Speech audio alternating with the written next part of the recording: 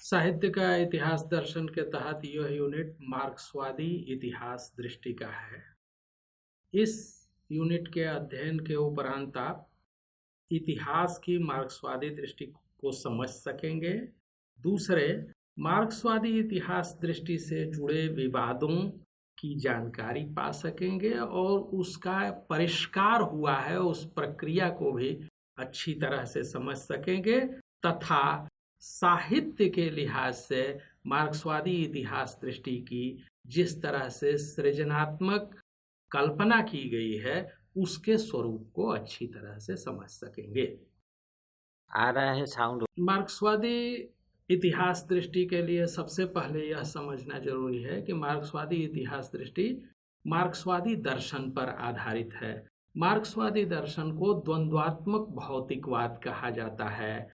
उसी द्वंद्वात्मक भौतिकवादी नजरिए को जब इतिहास में अप्लाई किया जाता है, इतिहास में उसका विनियोग किया जाता है, तो जो दृष्टि पैदा होती है उसे ऐतिहासिक भौतिकवाद कहते हैं। इस अर्थ में मार्क्सवादी इतिहास दृष्टि को आप ऐतिहासिक भौतिकवाद कह सकते हैं, जिसका मूल उनकी विश्व दृष्टि या मार्क्सवादी दर्शन अर्थात द्वंद्वात्मक भौतिकवाद है।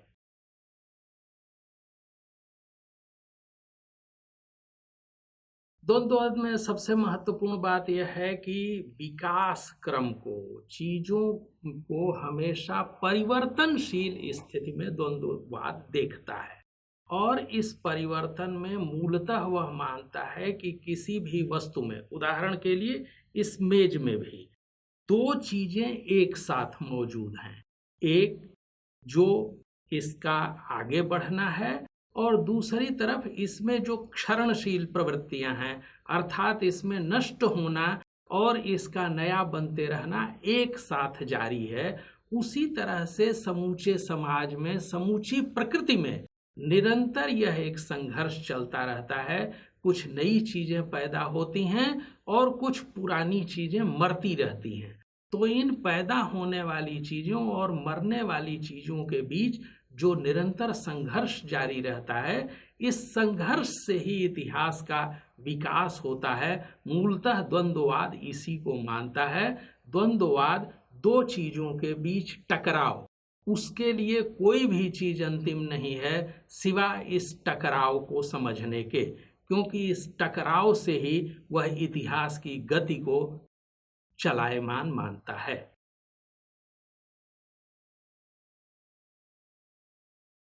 इसीलिए वह कभी भी इतिहास को वस्तुओं के समुच्चय के रूप में नहीं बल्कि प्रक्रियाओं के रूप में देखता है। कोई भी ऐतिहासिक परिघटना सिर्फ वस्तुओं में अभिव्यक्त नहीं हो रही है बल्कि कुछ ऐतिहासिक प्रक्रियाओं के रूप में घटित होती है, यानी वह प्रक्रियाएं जिसमें निरंतर परिवर्तन चल रहा है। कुछ चीजें मर रही हैं, कुछ चीजें पैदा हो रही हैं। यह एक प्रक्रिया है। इसके जरिए वह समाज को, प्रकृति को, मनुष्य को, सभी चीजों को देखता है। और चूंकि मनुष्य के जो विचार हैं वह भी कुछ और नहीं हैं बल्कि बाहरी दुनिया के मानसिक प्रतिबिंब हैं, इसलिए बाहरी दुनिया के परिवर्तन की तरह ही मनुष्य के विचारों में भी निरंतर परिवर्तन होता चलता है। इन्हीं परिवर्तनों को, बाहरी परिवर्तनों और मनुष्य के मन के भीतर विचारों की दुनिया में चलने वाले परिवर्तनों की प्रक्रिया को देखना द्वंद्ववाद कहलाता है। इसलिए मार्क्सवादी इतिहास दृष्टि के मूल में परिवर्तन और प्रक्रियाओं का महत्व है। मार्क्सवादी इतिहास दृष्टि के लिए सबसे ज्यादा जो जरूरी चीज है वह यह कि आप उन्हीं के द्वारा लिखे हुए एक उद्धरण को अच्छी तरह से समझ लीजिए, क्योंकि मार्क्सवादी इतिहास दृष्टि उस उद्धरण में ही व्याख्यायित है। अन्य कहीं भी मार्क्स ने अपनी पद्धति के बारे में कुछ नहीं लिखा है, बल्कि उस पद्धति का वास्तविक घटनाओं के विश्लेषण में सिर्फ उपयोग किया है। उन्होंने राजनीतिक अर्थशास्त्र की आलोचना में एक योगदान नाम की पुस्तक की भूमिका में उन्होंने अपनी पद्धति को स्पष्ट किया है। उस पद्धति के बारे में उन्होंने लिखा है कि अपने जीवन के सामाजिक उत्पादन की प्रक्रिया में मनुष्य कुछ निश्चित संबंध बनाते हैं जो उनकी इच्छा से स्वतंत्र तथा अपरिहार्य होते हैं। ये उत्पादन संबंध भौतिक उत्पादक शक्तियों के विकास के एक निश्चित चरण से जुड़े हुए उत्पादन के संबंध हैं। उत्पादन के इन संबंधों का कुल योग समाज की आर्थिक संरचना का निर्माण करता है। यही वह वास्तविक नींव है जिस पर कानूनी और राजनीतिक अधिरचना उठती है और जिससे सामाजिक चेतना के निश्चित रूप जुड़ते हैं। उत्पादन का तरीका ही सामान्य रूप से सामाजिक, राजनीतिक तथा बौद्धिक जीवन प्रक्रिया को रूप देता है। और अंतिम सबसे महत्वपूर्ण वाक्य कि मनुष्य की चेतना उसके अस्तित्व को निर्धारित नहीं करती, बल्कि उसके उलट उनका सामाजिक अस्तित्व ही उनकी चेतना को निर्धारित करता है। तो मूल बात यह है कि मार्क्स का यह जो उद्धरण है यह आपको एकदम स्पष्ट हो जाना चाहिए। यह मार्क्स की इतिहास दृष्टि का लिखा हुआ एकमात्र ऐसा नमूना है जहां उन्होंने खुद ही अपनी इतिहास दृष्टि को व्याख्यायित करने की कोशिश की है। इसमें मार्क्स ने दो तत्वों पर जोर दिया है। एक उन्होंने कहा आर्थिक बुनियाद, दूसरा उन्होंने कहा इस बुनियाद पर राजनीतिक कानूनी ढांचा, जिसको ऊपरी ढांचा कहते हैं। पारिभाषिक शब्दावली में इसे आधार अधिरचना कहा जाता है और इसलिए इतिहास को देखने की मार्क्सवादी दृष्टि की एक महत्वपूर्ण शब्दावली है आधार अधिरचना का द्वंद्व। मार्क्सवादी इतिहास दृष्टि में यह जो आधार अधिरचना का द्वंद्व है उसमें महत्वपूर्ण बात यह है कि अधिरचना और आधार के बदलने की गति अलग अलग होती है, ऐसा भी मार्क्स ने चिन्हित किया है। अब यह जो आर्थिक नींव है और ऊपरी अधिरचना है, इसके बीच में होने वाले बदलावों के अंतर को स्पष्ट करते हुए उन्होंने लिखा है कि हमें दो किस्म के बदलावों में हमेशा फर्क करना चाहिए। एक, उत्पादन की आर्थिक स्थितियों में भौतिक बदलाव, जिसे प्राकृतिक विज्ञानों की तरह सटीक ढंग से निर्धारित किया जा सकता है, और कानूनी, राजनीतिक, सौंदर्य शास्त्रीय अथवा दार्शनिक, यानी संक्षेप में ऐसे विचारधारात्मक रूपों में बदलाव जिनके जरिए लोग इस टकराव के बारे में सचेत होते हैं। इन दोनों के बीच फर्क करना चाहिए, ऐसा मार्क्स का मानना था, क्योंकि आर्थिक नींव में जो बदलाव होते हैं उन्हें सटीक तौर पर बतलाया जा सकता है, जबकि इस ऊपरी ढांचे में जहां पर ये बदलाव थोड़ा धीरे धीरे होते हैं और आर्थिक प्रक्रिया, आर्थिक बदलाव के साथ पूरी तरह से मेल में नहीं होते हैं, इसलिए इन दोनों बदलावों के बीच में अंतर किया जाना चाहिए, ऐसा मार्क्स का मानना था। अब यह जो मार्क्स की यह इतिहास दृष्टि है, इस इतिहास दृष्टि पर शुरू से ही वाद विवाद होने लगे। इसीलिए मार्क्स की मृत्यु के तुरंत बाद ही इस पर स्पष्टीकरणों की जरूरत पड़ी थी। एंगेल्स ने निरंतर इतने ढेर सारे पत्र लिखे हैं जिसमें उन्होंने इसका परिष्कार किया है। मार्क्स की इस बुनियादी इतिहास दृष्टि में कुछ नए नए तत्वों की ओर उन्होंने इशारा किया है।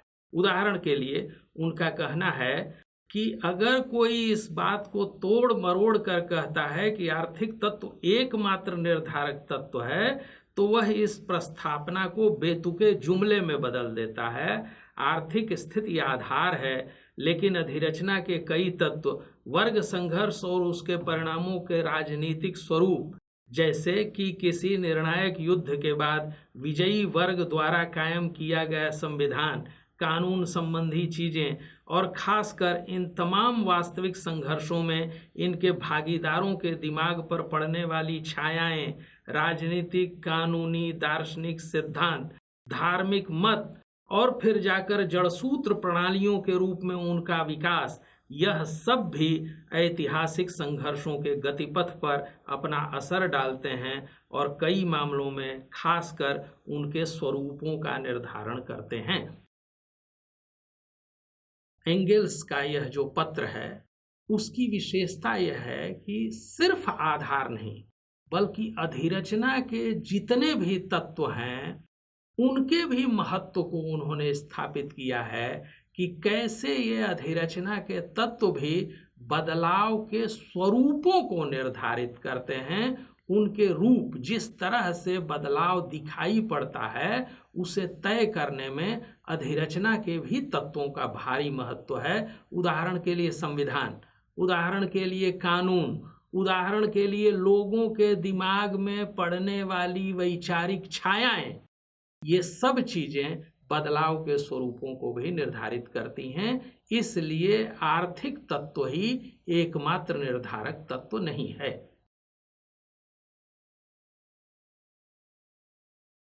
इस कठिनाई को अंस फिशर ने भी महसूस किया था और इसलिए उन्होंने इस बात पर जोर दिया कि केवल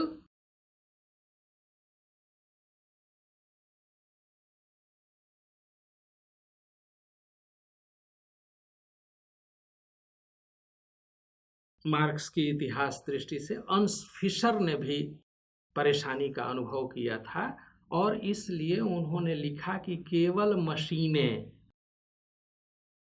श्रम के औजार और वस्तुओं की दुनिया ही एकमात्र इतिहास का परिवर्तनकारी तत्व नहीं है, बल्कि उनका कहना है कि सबसे महत्वपूर्ण तत्व इतिहास में परिवर्तन का स्वयं मनुष्य है। और मार्क्स की यह इतिहास दृष्टि कई बार यह भ्रम पैदा करने का मौका देती है कि वस्तुतः मनुष्य इस दुनिया को बदलने की प्रक्रिया को प्रभावित करने में सक्षम नहीं है। बदलने की यह प्रक्रिया श्रम के औजारों, मशीनों और वस्तुओं से सिर्फ जुड़ी हुई है। एक और महत्वपूर्ण बुद्धिजीवी टेरी ईगल्टन को भी इस ढांचे से पर्याप्त परेशानी का अनुभव हुआ और इसलिए उन्होंने इस बात को जोर देकर कहा है कि यदि इसे मान लिया जाए कि इतिहास की एक और मार्क्सवादी चिंतक टेरी ईगल्टन को भी इस पूरी पद्धति से मार्क्स के परेशानी का अनुभव हुआ था और इसलिए इसमें परिष्कार सुझाते हुए वे कहते हैं कि मार्क्स ने जिस इतिहास की चालक शक्ति अर्थात वर्ग और वर्ग संघर्ष की बात की है, यह वर्ग और वर्ग संघर्ष नामक कोटि आर्थिक कोटि नहीं है बल्कि सामाजिक कोटि है और इसके निर्माण में सामाजिक संस्थाएं, रीति रिवाज, परंपरा, मान्यताएं और सोचने की आदतें सब के सब शामिल हैं। वैसे भी टेरी ईगल्टन ने इस बात पर जोर देकर के कहा है कि मार्क्स मानते थे कि इन दोनों बदलावों की गति में फर्क होता है।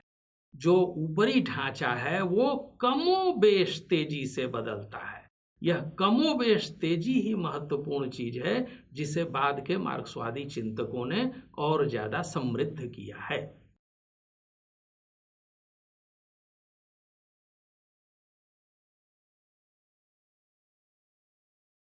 साहित्य के इतिहास दृष्टि पर विचार करने वाले एक महत्वपूर्ण चिंतक एलन स्विंगवुड ने इस बात को उठाया है कि खुद मार्क्स के ही चिंतन में ऐसे तत्व हैं जो बताते हैं कि इस तरह की कोई यांत्रिक धारणा साहित्य के प्रसंग में उनके मन में नहीं थी।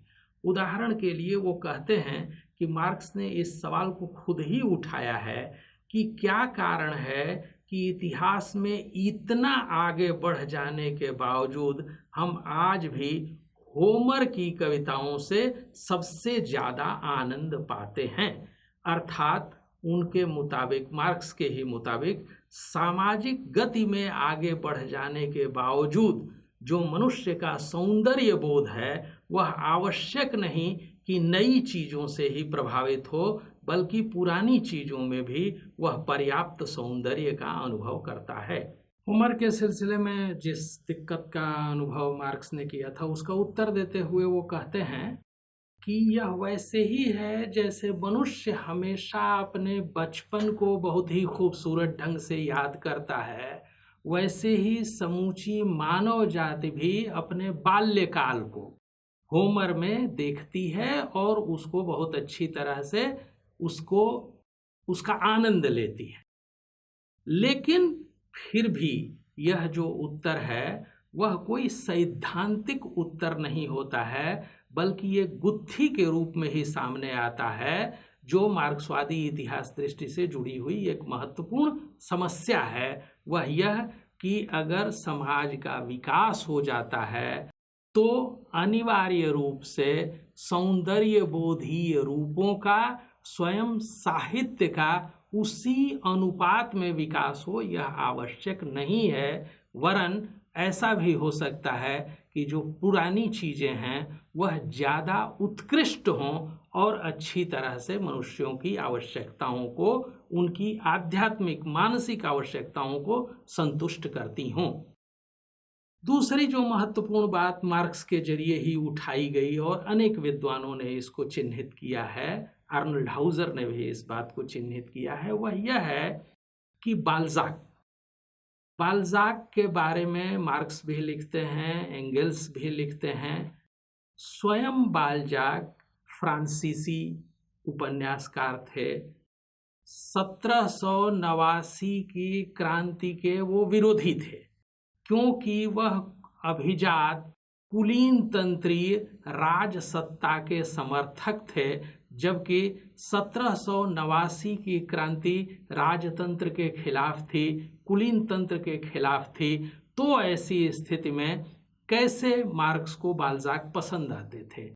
क्यों मार्क्स ने यह कहा कि वह किसी भी फ्रांसीसी इतिहासकार से ज़्यादा बाल्ज़ाक पर विश्वास करते हैं उस समय के फ्रांस को समझने के लिए।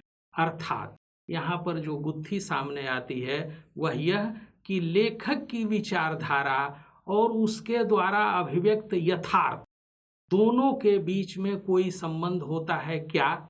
यह गुत्थी लेनिन को तॉलस्टॉय के संबंध में भी आई थी, क्योंकि तॉलस्टॉय ईसाइयत के समर्थक थे, धार्मिक चिंतन से प्रभावित थे, फिर भी लेनिन ने उनको रूसी क्रांति का दर्पण कहा। इससे जुड़ी हुई जो बात सामने आती है वह यह कि कई बार लेखक और साहित्यकार अपनी घोषित विचारधारा का अतिक्रमण कर जाता है और अपने साहित्य में यथार्थ के प्रति अपनी प्रतिबद्धता के चलते अपनी घोषित विचारधारा के विपरीत मूल्यों का पक्षपोषण कर बैठता है।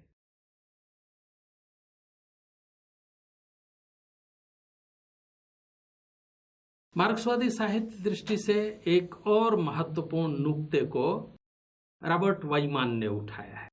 रॉबर्ट वाइमान का कहना है कि जो संरचनावादी दृष्टि, रूपवादी दृष्टि साहित्य के प्रति पैदा हुई, उसका भी एक विशेष परिप्रेक्ष्य है। वह विशेष परिप्रेक्ष्य यह है कि जब साहित्य के विश्लेषण में आत्मनिष्ठता बहुत अधिक बढ़ गई थी, जब पूरी तरह से लेखक के जीवन के छोटे छोटे तथ्यों से साहित्य को व्याख्यायित किया जाने लगा था, उस समय यह अनिवार्य समझा गया कि जो साहित्यिक रचना है उसकी संरचना, उसके पाठ पर ज़्यादा ध्यान केंद्रित किया जाए। लेकिन फिर रॉबर्ट वाइमान की आपत्ति यह है कि पाठ की जो भाषा है वह जैसे कोई भी भाषा मनुष्य की चेतना से स्वतंत्र नहीं हो सकती। मार्क्स ने इस बात को लिखा ही है कि भाषा उतनी ही पुरानी है जितनी मनुष्य की चेतना,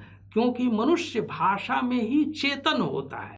तो जैसे भाषा मनुष्य की चेतना से भिन्न नहीं है, उसी तरह से रचनाकार के व्यक्तित्व से रचना को भी बहुत ज़्यादा अलग नहीं किया जा सकता, और स्वयं संरचना और भाषा और कला रूप ऐतिहासिक परिवर्तन के साथ जुड़े होते। यहाँ तक कि स्वयं साहित्य ऐसा सिर्फ नहीं होता कि केवल रचनाकार के मन में जो आए उसी का प्रकटीकरण होता है, बल्कि साहित्य लिखा ही जाता है दूसरों तक पहुँचने के लिए। इसलिए श्रोता अथवा पाठक, और श्रोता अथवा पाठक एक ऐसी चीज है जो साहित्य को प्रभावित करता है, क्योंकि वह स्वयं इतिहास से प्रभावित होता है। इस तरह रॉबर्ट वाइमान का कहना है कि कृति का जन्म, कृति की उत्पत्ति अर्थात रचनाकार, और उसका अभिग्रहण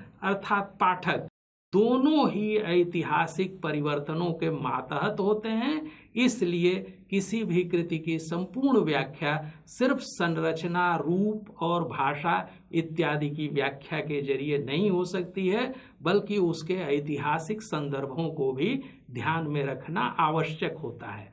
इसे रॉबर्ट वाइमान एक बहुत ही प्रसिद्ध पदावली के जरिए अभिव्यक्त करते हैं, और उनका यह कहना है कि किसी भी कृति का इतिहास लिखते हुए उसकी विगत महत्ता और वर्तमान अर्थवत्ता दोनों पर ध्यान रखा जाना चाहिए। इस बात पर ध्यान रखा जाना चाहिए कि अतीत में उस कृति का अर्थ क्या था और किस नाते वर्तमान में वह प्रासंगिक है। रॉबर्ट वाइमान का इस बात पर भी जोर है कि यह जो विगत अर्थवत्ता है और वर्तमान सार्थकता है, दोनों के बीच में एक तनाव होता है। कई बार इतिहास इस तनाव को अनदेखा कर देते हैं और सिर्फ विगत महत्ता पर जोर देते रह जाते हैं, या दूसरे तरह के साहित्य सिर्फ वर्तमान प्रासंगिकता पर ध्यान रखते हैं,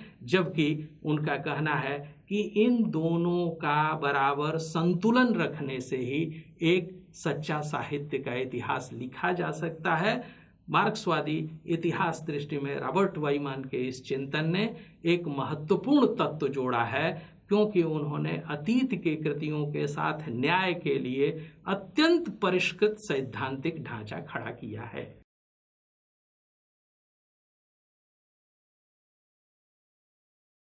साहित्य इतिहास के लिए रॉबर्ट वाइमान इस प्रक्रिया को, अर्थात अतीत की कृति की वर्तमान में व्याख्या, इस प्रक्रिया को वे विगत की महत्ता और वर्तमान की अर्थवत्ता के द्वंद्वात्मक टकराव के रूप में देखने का आग्रह करते हैं।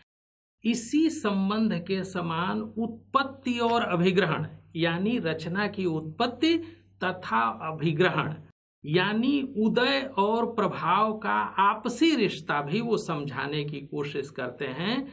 इसी तरह से वे साहित्य की संरचना को उसके सामाजिक सोशल फंक्शन यानी सामाजिक प्रकार्य के साथ जोड़ करके देखते हैं, क्योंकि यह सामाजिक प्रकार्य एक तरह से मूलतः ऐतिहासिक होता है। इसलिए जो साहित्य की संरचना है वह भी ऐतिहासिकता में आबद्ध होती है। वे यह भी कहते हैं कि लेखक के रूप में जो व्यक्ति है वह उसका जो आत्म है और उसका जो सामाजिक अस्तित्व है उसके बीच भी एक टकराव रहता है, और यह जो सामाजिक लेखक का आत्म है और उसका जो सामाजिक अस्तित्व है, इसके बीच में यह जो द्वंद्वात्मक टकराव है उसकी एक कल्पना में उस लेखक की अनुभूति भी होती है, और वही अनुभूति जो है वह एक तरह से कह लीजिए तो समाज का आभ्यंतरीकरण और मनुष्य के आत्म का बाह्यीकरण, लेखक के आत्म का समाजीकरण और समाज का लेखक के बीच में अभ्यंतरीकरण, यह लेखन की प्रक्रिया में होता है, उसके आत्म और उसके सामाजिक अस्तित्व के बीच टकराव के रूप में। और यह उस तनाव के जरिए, इस टकराव के जरिए जो रचना सामने आती है, वह रचना एक विशेष सामाजिक कार्य पूरा करती है, एक विशेष सामाजिक दायित्व पूरा करती है। तो इस तरह से उसकी उत्पत्ति और उसके सामाजिक कार्य संपादन, सोशल फंक्शन जिसको आप कहा जाए कहेंगे समाजशास्त्र की भाषा में, ये दोनों तत्व महत्वपूर्ण रूप से जुड़े हुए हैं। और किसी भी साहित्य के इतिहास लेखन में, मार्क्सवादी दृष्टि से किए गए साहित्य के इतिहास लेखन में, यह जो दोनों तत्व हैं, यानी रचना की उत्पत्ति, और रचना की उत्पत्ति में भी रचनाकार का ऐसा व्यक्तित्व जो एक तरह से उसके निजीपन का समाजीकरण और समाज का एक तरह से अभ्यंतरीकरण, इस प्रक्रिया में निर्मित होती हुई रचना और पाठकों यानी उसके श्रोताओं, पढ़ने वालों इत्यादि के सामाजिक स्वरूप में बदलाव, इसके जरिए उस रचना का अभिग्रहण, ये दोनों ही जो पहलू हैं, उसकी उत्पत्ति और उसका प्रभाव, उसका अभिग्रहण, ये दोनों ही इतिहास के मातहत हैं।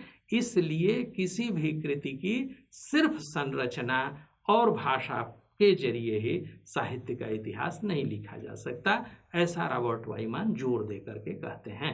रॉबर्ट वाइमान यह भी कहते हैं कि मनुष्य लिखना और पढ़ना इतिहास के एक विशेष दौर में सीख सका है।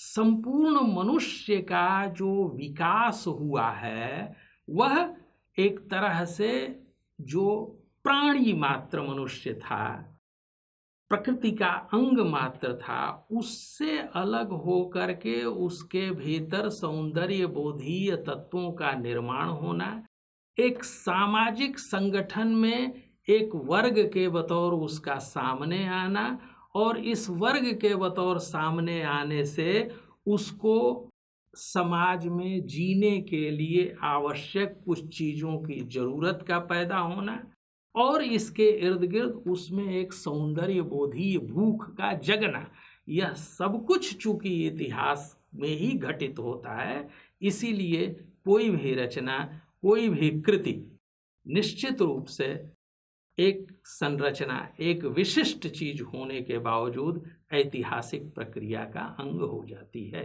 साहित्य के इतिहास के संबंध में, मार्क्सवादी दृष्टि से इतिहास लेखन के संबंध में एक जटिलता पर ध्यान देना जरूरी है। वह यह है कि साहित्य के भीतर एक अंतर्वस्तु होती है, एक रूप होती है। वैसे तो कोई भी साहित्यिक रचना वस्तु, अंतर्वस्तु और रूप का एक तरह का संगठन है, एक तरह की एकता है, यूनिटी है, क्योंकि कोई भी अंतर्वस्तु किसी न किसी रूप में ही सामने आती है।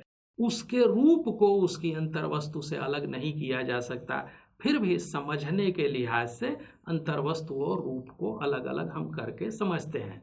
उसमें होता यह है कि समाज के बदलने के साथ अंतर्वस्तु में तो परिवर्तन आ जाता है, किंतु रूपों के साथ ऐसा होता है कि रूप उसी गति से परिवर्तित नहीं होते हैं।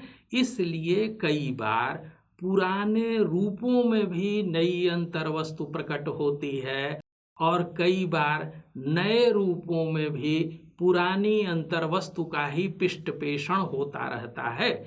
इसलिए मार्क्सवादी इतिहास दृष्टि को साहित्य लेखन के लिए जब भी उपयोग किया जाए तो इस बात पर ध्यान रखा जाना चाहिए कि अंतर्वस्तु और रूप के बीच का यह रिश्ता भी द्वंद्वात्मक होता है।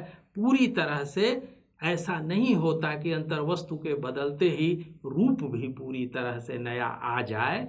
इसलिए इस द्वंद्वात्मक रिश्ते की भी समझ से ही एक संवेदनशील मार्क्सवादी इतिहास लेखन संभव है। यह जो संरचनावादी और रूपवादी दृष्टि का विकास हुआ साहित्य को देखने के प्रसंग में, उसकी एक वास्तविक भूमिका भी है। इसे दर्शन की एक प्रक्रिया के जरिए समझा जा सकता है क्या कि शुरू में मनुष्य को पूरी दुनिया एक एकताबद्ध रूप में नजर आई थी।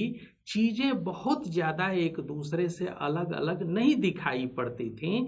ऐसा लगता था कि सारी की सारी दुनिया एक ही तरह से संचालित हो रही है, इसलिए शुरू के चिंतन में मनुष्य के हम इस अद्वैत को प्रतिफलित होता हुआ देखते हैं।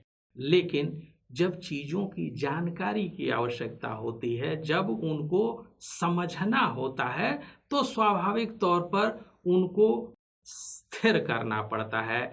गतिमान प्रक्रिया में किसी वस्तु का अध्ययन संभव नहीं होता। जैसे कि हम जानते हैं कि किसी भी परमाणु की गति और स्थिति को एक ही साथ नहीं देखा जाता, क्योंकि ज्यों ही हम उसकी गति को देखने की कोशिश करेंगे तो उसकी स्थिति प्रभावित हो जाएगी, उसकी स्थिति को देखेंगे तो उसकी गति प्रभावित होती है। उसी तरह से किसी भी वस्तु का अध्ययन केवल गतिमान अवस्था में नहीं किया जा सकता, उसे स्थिर करके बाकी चीज़ों से अलगा करके देखना जरूरी हो जाता है, ताकि उसके बुनियादी अभिलक्षणों को समझा जा सके।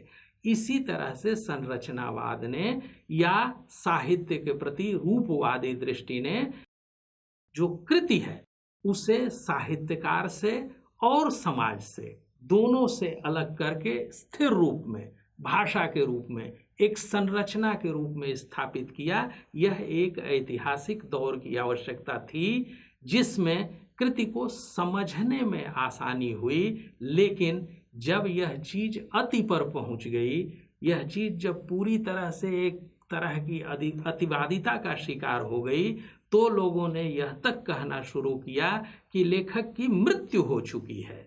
लेखक के आते ही हमें कृति को समझने में बाधा आने लगती है। जब यह लोगों ने कहना शुरू कर दिया, तब स्वाभाविक तौर पर इसके प्रतिकार की आवश्यकता पड़ी, और इसलिए इसके प्रतिकार के रूप में ही साहित्य की इतिहास दृष्टि की एक विशेष पद्धति का विकास हुआ, जिसमें संरचना, भाषा, साहित्य रूप, इन सब को एक तरह की ऐतिहासिक प्रक्रिया में रख के देखा जाने लगा, जिसके दोनों छोरों पर व्यक्ति मौजूद था।